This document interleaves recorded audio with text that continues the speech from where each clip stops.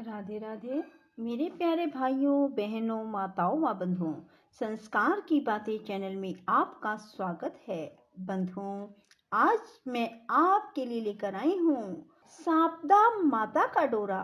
बंधुओं, सापदा का डोरा होली के दूसरे दिन अर्थात चैत्र कृष्ण पक्ष प्रतिपदा के दिन लिया जाता है तथा बैसाख कृष्ण पक्ष के किसी शुभ मुहूर्त में खोला जाता है।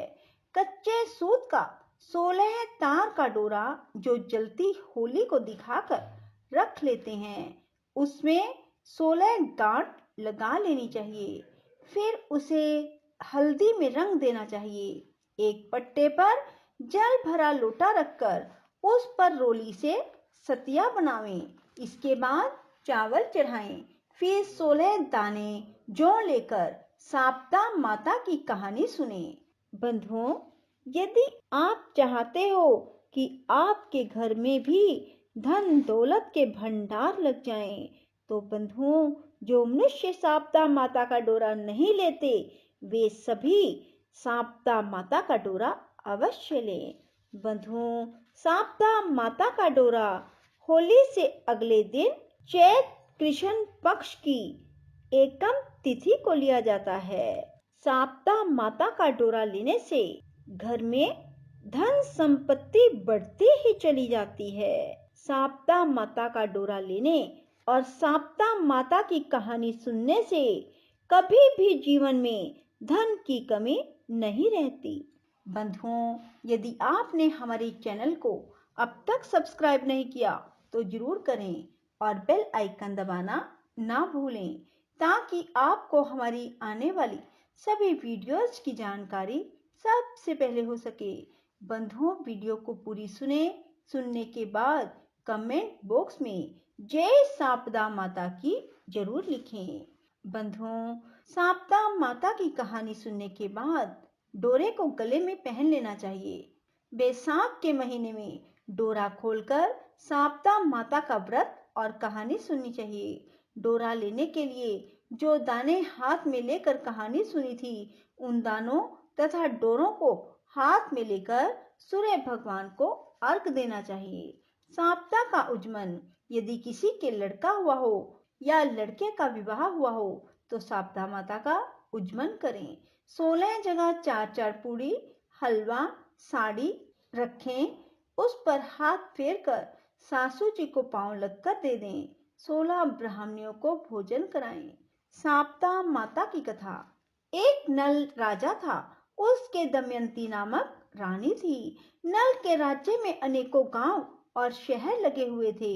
एक दिन एक बुढ़िया राजा के महल के नीचे सापदा माता का डोरा बांट रही थी, जिसे लेने के लिए बहुत भीड़ लगी हुई थी। रानी ने भीड़ देखकर दासी से कहा, यह किस बात की भीड़ है? दासी ने पता लगाकर रानी को बताया कि एक बुढ़िया कच्चे 16 सूत का 16 गांठ का हल्दी से रंगा हुआ सापदा माता का डोरा बांट रही है। इसकी जो पूजा करके 16 जौ के दाने हाथ में लेकर तथा सापदा माता की कहानी सुनकर अपने गले में पहनता है, उसकी धन दौलत खूब बढ़ जाती है। यह सुनकर रानी ने भी उस बुढ़िया से सापदा माता का डोरा मांग लिया और पूजा करके कहानी सुनकर अपने गले में पहन लिया। एक दिन राजा ने जब रानी के गले में हीरे जवाहरातों के हार के साथ उस डोरे को बंधा हुआ देखा तो उसने रानी से पूछा, यह किस बात का डोरा तुमने पहना है? रानी ने कहा, यह सापदा माता का डोरा है, इससे धन लक्ष्मी बढ़ती है। यह सुनकर राजा ने कहा, हमारे यहाँ किस बात की कमी है? खजाने हीरे मोतियों से भरे पड़े हैं। यह कहकर राजा ने रानी के गले से उस डोरे को उतार कर फेंक दिया। उसी दिन सापदा माता ने स्वप्न में राजा से कहा, राजन, यह डोरा फेंक कर तूने अच्छा नहीं किया, अब तेरा धन मिट्टी कोयला हो जाएगा। दूसरे दिन राजा ने देखा कि उसका सब धन राख हो चुका। यह देखकर राजा और रानी बहुत दुखी हुए। ये इतने निर्धन हो गए कि उनके पास खाने तक को न रहा। तब राजा ने रानी से कहा कि कहीं अन्य शहर में चला जाए। रास्ते में राजा रानी एक तालाब के पास रुके।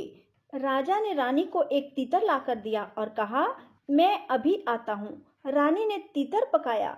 जब वे उसे खाने को तैयार हुए तो पका हुआ तीतर भी उड़ गया। तब वे दोनों और आगे बढ़े और अपनी बहन के यहाँ पहुंचे। बहन ने उनको पुराने घर में ठहरवा दिया और हीरे जवाहरातों से एक घड़ा भरकर उनका सत्कार करने के लिए पहुंची। उसने राजा रानी के सामने जैसे ही घड़ा खोला कि उसमें रखे सभी हीरे जवाहरात राख हो गए। यह देखकर राजा ने बहन से कहा कि इस घड़े को तू यहीं पर जमीन में गाड़ दे। फिर वे अपने साथी एक बादशाह के यहाँ पहुंचे। बादशाह ने उनको अपने पुराने महल में ठहरा दिया। उस महल में एक नौलखा हार खूंटी पर टंगा हुआ था। जैसे ही राजा रानी उस महल में पहुंचे, दीवार पर बने मोर ने उस नौलखा हार को निगल लिया। यह देखकर राजा रानी ने सोचा कि यहाँ से भी चलना चाहिए, नहीं तो चोरी का इल्जाम लग जाएगा। फिर राजा रानी एक माली के यहाँ नौकरी करने के लिए पहुंचे। माली के यहाँ वे जैसे ही पहुंचे, उसका 12 साल से उजड़ा हुआ बाग फिर से हरा भरा हो गया।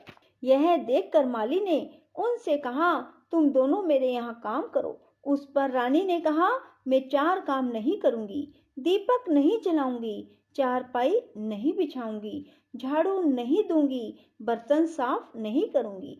इस पर माली ने कहा, अच्छा तुम यह काम मत करना, तुम केवल फूलों की माला बनाना और सब्जी बाजार में बेच आना। राजा बाग की रखवाली करता रहेगा। एक दिन राजा माली की सब्जी बाजार में बेचने को गया और अन्य स्त्रियों से बोली, सब्जी ले लो। तब स्त्रियां बोली, तू अभी रुक जा, पहले साप्ता माता की कहानी सुन ले। तब वह रानी बोली कि पहले मैं भी साप्ता माता की कहानी सुनती थी। एक दिन राजा ने साप्ता का डोरा फेंक दिया। तभी से साप्ता माता हमसे नाराज है। नाराज हुए 12 वर्ष हो गए। अगर साप्ता हमारे भी आवे तो मैं अब की बार साप्ता माता का डोरा ले लूंगी। उसी रात साप्ता ने राजा को सपन दिया कि रानी कल मेरा डोरा ले लेवे तो फिर मैं तेरे यहाँ आऊंगी और तू पुनः धनवान हो जाएगा। दूसरे दिन रानी ने साप्ता माता का डोरा ले लिया और अपने शहर की ओर चल दिया। साप्ता माता ने राजा को और माली को खूब धन दिया। अब राजा रानी अपने राज्य को चल दिए। आगे चलकर राजा बादशाह के पुराने महल में पहुंचा और वहां जाकर देखा हार उसी खूंटी पर टंगा हुआ है। तब बादशाह ने बोला, यह लो अपना हार, जिससे मेरे सिर का कलंक छूटे। इसके बाद फिर वे राजा रानी अपनी बहन के घर पहुंचे और उस गड़े हुए घड़े को जमीन से निकाला तो देखा उसमें हीरे जवाहरात भरे हैं। उस घड़े को अपनी बहन को देकर बोले, अब फिर हमारे दिन अच्छे हो गए। इसके बाद वे तालाब के पास पहुंचे तो जो पका हुआ तीतर उड़ गया था वह वहीं पड़ा हुआ मिला। इसके बाद वे अपने महल में पहुंचे तो देखा जो धन राख हो गया था वह फिर से पहले जैसा हो गया। इसके बाद एक दिन रानी ने साप्ता माता का उज्जवल खूब धूमधाम से किया। हे साप्ता माता, जैसे तूने राख को धन दिया वैसे सबको खूब धन दौलत देना। बोलो साप्ता माता की जय हो। राधे राधे। जय श्री कृष्णा। बंधुओं, यदि आपको हमारी वीडियो पसंद आए तो इसे लाइक करें और शेयर भी जरूर करें। धन्यवाद।